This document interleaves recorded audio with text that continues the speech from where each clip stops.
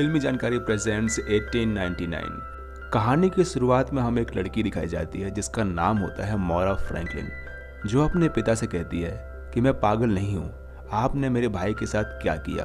वो था उस जहाज पे जिसका नाम होता है प्रोमेथियस, और सीन यहीं कट होता है। अगले सीन में हम देखते हैं कि ये सब मोरा फ्रैंकलिन सपना देख रही थी, और जब वो उठती है तो अपने हाथों को देखती है जिस पे उसे बांधने के निशान होते हैं।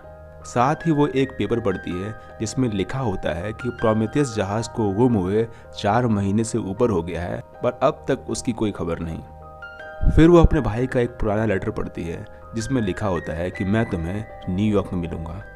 मोरा फ्रैंकलिन एक बहुत बड़े जहाज में होती है जो कि न्यूयॉर्क की तरफ जा रहा होता है, और ये जहाज यूरोप से आ रहा होता है, और आज का दिन होता है 19 अक्टूबर 1899।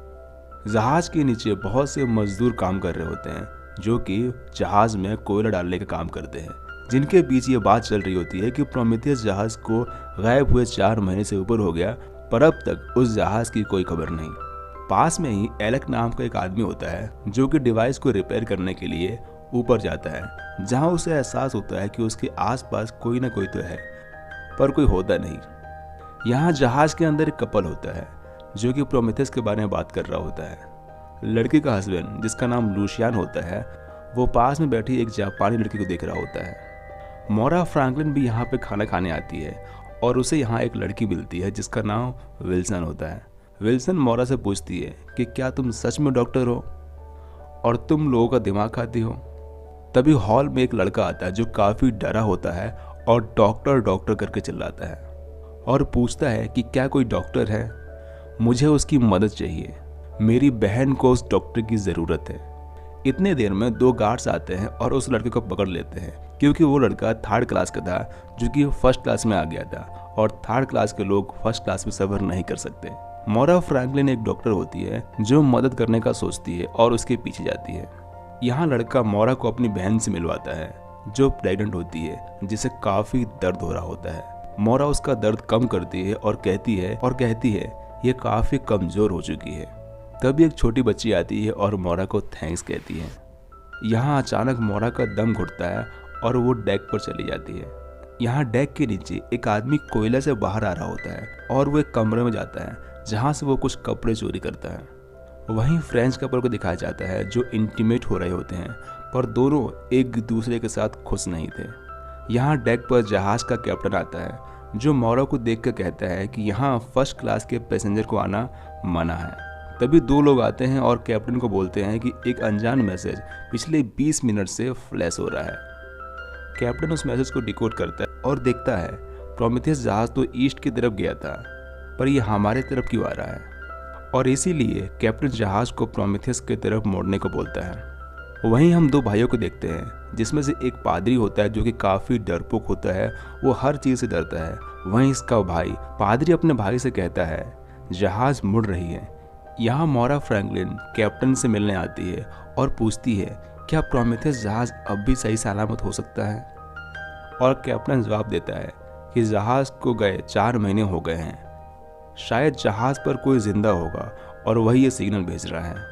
ये सुनते ही मोरा फ्रैंकलिन वहाँ से चली जाती है, और उसके जाते ही कैप्टन एक लेटर निकालता है। ये वैसा ही लेटर है जैसा लेटर मोरा फ्रैंकलिन के पास होता है। कैप्टन सभी से मिलकर ये बताता है कि शायद प्रोमेथियस जहाज पर कोई जिंदा है, इसलिए हम उस तरफ जा रहे हैं और रास्ता बदल रहे हैं। वहीं डेक पर मोरा के पास कैप्टन आता है जो बोलता है कि नीचे सभी लोग डिनर कर रहे हैं, पर फ्रैंकलिन कुछ नहीं बोलती। वहीं दूर उन्हें प्रोमेथियस जहाज दिख जाता है, और रात तक ये लोग उस जहाज के करीब पहुंच जाते हैं। वहां जाकर ये लोग फ्लेयर गन चलाते हैं ताकि जहाज में जो भी हो उसे पता चल जाए। यहाँ जहाज के लोग कैप्टन को प्रोमेथियस पर जाने से रोकते हैं, पर कैप्टन एक छोटी सी जहाज में मॉर्गन और अपने कुछ क्रू के साथ प्रोमेथियस जहाज पर पहुंच जाता है। प्रोमेथियस पर सारी चीज़ें इधर उधर बिखरी होती है, और देखने से ऐसा लग रहा था कि ये जहाज सदियों से गुम हुआ था। तभी कैप्टन को एक चीज़ पड़ी मिलती है जिसे देख कर वो चौंक जाते हैं और उसे अपने पास रख लेते हैं। यहाँ कैप्टन के शिप में जापानी लड़की को दिखाया जाता है जो असल में जापानी होती नहीं है, पर जापानी होने का ढोंग करती है, और दूसरी लड़की बोलती है अब हमें ये नाटक ज़्यादा दिन नहीं करना पड़ेगा। यहाँ कैप्टन और उसके साथी कैबिन तक पहुंच जाते हैं, जहां वो देखते हैं कि कैलीग्राफर तो खराब हुआ है, पर सिग्नल तो यहीं से आया था। उधर कैप्टन के शिप पर एक अनजान लड़का चढ़ता है। शायद यही वो लड़का था जिसने प्रोमेथियस से सिग्नल भेजा था। यहाँ मोरा फ्रैंकलिन एक कॉकरोच का पीछे करके एक दरवाजे के पास पहुंचती है, जिस पर लॉक लगा होता है, और दरवाज़ा खोलने पर उन्हें एक छोटा सा लड़का मिलता है। ये उसका नाम पूछते हैं, पर वो कुछ नहीं बताता। इधर कैप्टन के जहाज पर जो लड़का आया था वो रूम नंबर 1013 के पास पहुंचता है। वहां जाकर वो एक कॉकरोच छोड़ता है। ये वैसा ही कॉकरोच था जैसा प्रोमेथियस जहाज पे था, और वो लड़का उस रूम में चला जाता है जो कि मोरा फ्रैंकलिन का रूम था। और इधर वो बच्चा मोरा फ्रैंकलिन को एक ट्रायंगल देता है, और इसी के साथ एपिसोड 1 एंड होता है। बहुत जल्द एपिसोड 2 का एक्सप्लेनेशन लेकर हाजिर होऊंगा। जब तक के लिए बने रहिए, देखते रहिए फिल्मी जानकारी। सब्सक्राइब करना बिल्कुल ना भूलें।